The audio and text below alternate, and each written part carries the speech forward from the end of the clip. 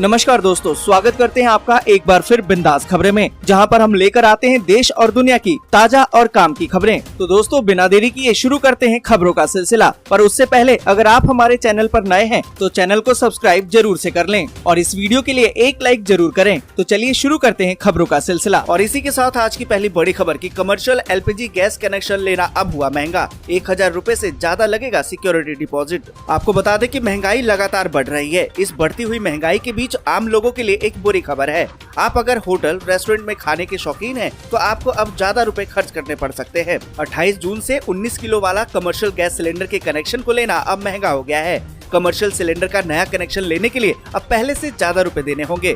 Oil marketing कंपनियों ने 19 kilo वाले कमर्शियल एलपीजी सिलेंडर लेने के लिए सिक्योरिटी डिपॉजिट अब ज्यादा देना होगा। आपको बता दें कि 19 किलो वाले सिलेंडर के सिक्योरिटी डिपॉजिट रेट को अब 1700 रूपए से बढ़ाकर 2400 रूपए कर दिया गया है। पैनल रेट को 2550 रूपए से बढ़ाकर 3600 रूपए कर दिया गया है। इसलिए अब आपको 1050 रूपए एक्स्ट्रा देने होंगे। आपको बता दें कि इससे पहले घरेलू एलपीजी कनेक्शन भी महंगा किया गया था।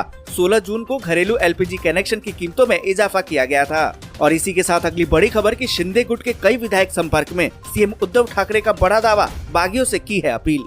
आपको बता दें कि महाराष्ट्र में जारी सियासी संकट के बीच मुख्यमंत्री उद्धव ठाकरे ने दावा किया है कि गुवाहाटी में मौजूद कई विधायक उनके संपर्क में हैं। उन्होंने कहा कि आप यानी कि जो बागी विधायक हैं, कुछ दिनों में गुवाहाटी में फंसे हुए हैं। आपके बारे में हर दिन नई जानकारी सामने आ रही है। आप लोगों में से कई लोग हैं जो संपर्क में हैं। आप अभी भी दिल से शिवसेना में ही हैं। इस बीच आपको बता दें कि महाराष्ट्र के मुख्यमंत्री और शिवसेना प्रमुख उद्धव ठाकरे ने गुवाहाटी में पार्टी विधायकों से अपील की है कि आओ चर्चा करें। आप में से कई लोग हैं जो हमारे संपर्क में हैं। आप अभी भी हमारे दिल से शिवसेना में ही हैं। कुछ विधायकों के परिवारों के सदस्य ने भी मुझसे संपर्क किया है और अपनी भावनाओं से मुझे अवगत कराया है। और इसी के साथ अगली बड़ी खबर की अबू धाबी पहुंचे पीएम नरेंद्र मोदी। राष्ट्रपति शेख मोहम्मद ने की है अगवानी। यहाँ पर आपको बता दें कि प्रधानमंत्री नरेंद्र मोदी मंगलवार को खाड़ी देश के पूर्व राष्ट्रपति और अबू धाबी के पूर्व शासक के निधन पर अपनी व्यक्तिगत संवेदना व्यक्त करने के लिए मंगलवार को एक संक्षिप्त यात्रा पर संयुक्त अरब अमीरात पहुंचे हैं। और आपको बता दें कि अबू धाबी में हवाई अड्डे पर पहुंचने पर वहां के मौजूद राष्ट्रपति शेख मोहम्मद ने प्रधानमंत्री मोदी की अगवानी की है। आपको बता दें कि प्रधानमंत्री नरेंद्र मोदी उत्पादक G7 शिखर सम्मेलन में भाग लेने के बाद अबू धाबी पहुंचे हैं। और इसी के साथ अगली बड़ी खबर की केंद्र सरकार ने आने वाले दिनों में सामूहिक समारोहों को लेकर दी है चेतावनी। बताया टीकाकरण है जरूरी। आपको बता दें कि केंद्र सरकार ने राज्यों और केंद्र शासित प्रदेशों से ये सुनिश्चित करने को कहा है कि सामूहिक समारोहों में भाग लेने वाले और तीर्थ यात्रा करने वाले लोग बिना लक्षण वाले हो सकते हैं। ऐसे में यात्रा में भाग लेने वाले सभी लोगों को पूरी तरह से कोविड-19 का टीका लगाया जाए।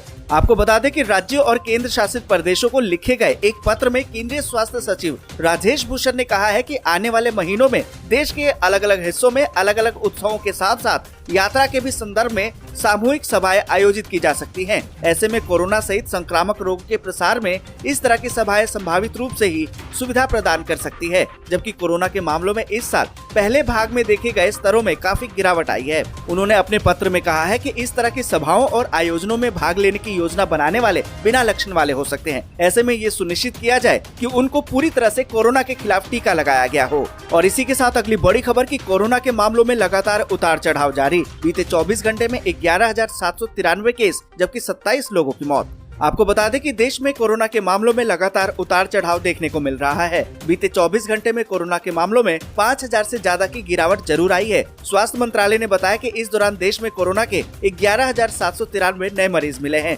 साथ ही 27 लोगों की मौत भी हो गई है। और इस बीच आपको बता दें कि एक्टिव केस बढ़कर अब 96,700 हो गए हैं। और इसी के साथ अगली बड़ी खबर की एक्टिव मोड में है भाजपा। दिल्ली में फडणवीस का दिग्गजों के साथ मंथन। महाराष्ट्र में जल्द बड़ा उलटफेर की संभावना। आपको बता दें कि शिवसेना नेता एकनाथ शिंदे की बगावत के बाद महाराष्ट्र में मची सियासी खींचतान में अब भाजपा भी सक्रिय हो गई है। एक रिपोर्ट की माने तो भाजपा नेता देवेंद्र फडणवीस दिल्ली पहुंच चुके हैं, जहां उनकी पार्टी के दिग्गज नेताओं के साथ बैठक हुई। इससे पहले मुंबई में उनकी राज्य भाजपा के वरिष्ठ नेताओं के साथ चर्चा भी हो चुकी है। वरिष्ठ भाजपा नेताओं के बयानों से संकेत मिले हैं कि बीजेपी सूबे में जारी सियासी नाटक को अब और भी बर्दाश्त करने की स्थिति में नहीं है। आपको बता दें कि भाजपा के एक वरिष्ठ नेता के बयान को देखा जाए तो भाजपा अब वेट एंड वॉच के मोड से बाहर निकलने पर इन स्थितियों को संभालने की दिशा में बढ़ना चाहती है। हाल ही में भाजपा नेता और केंद्रीय मंत्री राव साहेब दानवे ने रविवार को कहा था कि महाराष्ट्र में सत्तारूढ़ महाविकास आघाड़ी की सरकार 2 से 3 दिनों की मेहमान है। और इसी के साथ अगली बड़ी खबर कि महाराष्ट्र में सियासी हलचल के बीच बोले शिंदे, हम शिवसेना में हैं, शिवसेना में ही रहेंगे, हमारे अगले कदम की दे दी जाएगी जानकारी। आपको बता दें कि महाराष्ट्र में एक तरफ जहां नई सरकार को लेकर हलचल तेज हो गई है, तो वहीं दूसरी तरफ शिवसेना के बागी नेता एकनाथ शिंदे ने गुवाहाटी के होटल में एक प्रेस कॉन्फ्रेंस को संबोधित किया और कहा कि वे बहुत ही जल्द मुंबई जाएंगे। उन्होंने कहा कि हम लोग शिवसेना में हैं और पार्टी को शिवसेना को आगे लेकर जाएंगे। इसके साथ ही अगले कदम के बारे में आपको जानकारी दी जाएगी। मीडिया से बातचीत के दौरान एकनाथ शिंदे ने कहा कि आप निश्चिंत रहिए, आप बिल्कुल फिक्र न करें, यहाँ सारे लोग खुश हैं, हमारे संपर्क में इतने लोग हैं। ऐसी खबर शिवसेना की तरफ से फैलाई जा रही है, कृपया करके उन विधायकों के नाम देने चाहिए ताकि उससे हमें भी स्पष्टता आ जाए। साथ ही एकनाथ शिंदे ने कहा कि हमारे जो प्रवक्ता हैं वो आपको पूरी जानकारी दे देंगे, हमारा अगला जो भी कदम होगा उसकी भी जानकारी आपको दी जाएगी। और इसी के साथ अगली बड़ी खबर की 6 जुलाई तक अमृतसर पुलिस की रिमांड में भेजा गया गैंगस्टर लॉरेंस बिश्नोई। आपको बता दें कि अमृतसर की एक अदालत ने मंगलवार को पंजाबी गायक सिद्धू मूसेवाला की हत्या के मास्टरमाइंड और गैंगस्टर लॉरेंस बिश्नोई को पिछले साल अमृतसर के एक अस्पताल में गैंगस्टर रणबीर सिंह उर्फ राणा कंडवालिया के हत्या के मामले में पूछताछ के लिए अब 6 जुलाई तक पुलिस हिरासत में भेज दिया है। और इसी के साथ अगली बड़ी खबर की केरल में कोरोना के बढ़ते मामलों पर सरकार सख्त, पब्लिक प्लेस में मास्क पहनना हुआ अनिवार्य। आपको बता दें कि देश में कोरोना संक्रमण की रफ्तार जारी है। बीते करीबन एक हफ्ते से कोरोना के लगातार 10,000 से ज्यादा मामले सामने आ रहे हैं। वहीं बीते 24 घंटे की बात करें तो 11,793 मामले आए हैं। इस दौरान 27 लोगों की मौत भी हो गई है और कोरोना के मामलों को लेकर केंद्र सरकार लगातार नजर बनाए हुए है। इस बीच आपको बता दें कि कोरोना के सबसे ज्यादा मामले केरल और महाराष्ट्र से सामने आ रहे हैं। सबसे ज्यादा मौतें भी इन्हीं राज्यों में हो रही है। कोरोना के बढ़ते मामलों को देखते हुए केरल सरकार ने एक बड़ा फैसला लिया है। केरल में अब सार्वजनिक जगहों पर मास्क पहनना अनिवार्य कर दिया गया है। केरल पुलिस ने अपने सभी जिला पुलिस प्रमुखों को सार्वजनिक कार्यस्थलों, सभाओं और परिवहन का उपयोग करते समय मास्क पहनना अनिवार्य करने के लिए राज्य सरकार के निर्देश का पालन करने सुनिश्चित करने का आदेश दिया है। और इसी के साथ अगली बड़ी खबर की आकाश अंबानी होंगे रिलायंस जियो के नए चेयरमैन। मुकेश अंबानी ने डायरेक्टर पद से दे दिया इस्तीफा। आपको बता दें कि दिग्गज उद्योगपति मुकेश अंबानी ने रिलायंस जियो इन्फोकॉम लिमिटेड के डायरेक्टर पद से इस्तीफा दे दिया है। अब मुकेश अंबानी के बेटे आकाश अंबानी इस टेलीकॉम कंपनी के नए चेयरमैन होंगे। कंपनी के बोर्ड ने चेयरमैन के रूप में आकाश अंबानी की नियुक्ति को अपनी मंजूरी दे दी है।